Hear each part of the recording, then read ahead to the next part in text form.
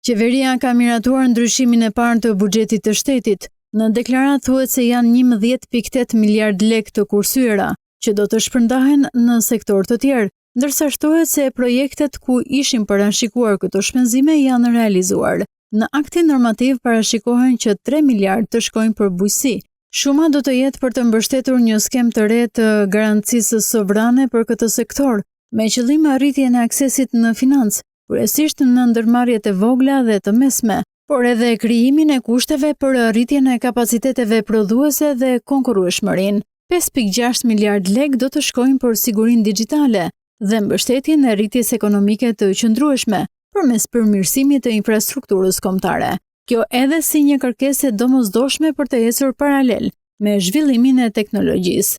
Në deklaratë thuhet se pavarësisht këtij rishikimi, deficiti buxhetor mbetet i pandryshueshëm në nivelin rreth 68.1 miliard lekë dhe si rrjedhim, edhe buxheti publik nuk ndryshon. Me miratimin e aktit normativ, ndryshimet vijnë në zbatim menjëherë, ndërsa brenda 45 ditëve do të duhet të miratohet edhe nga parlamenti.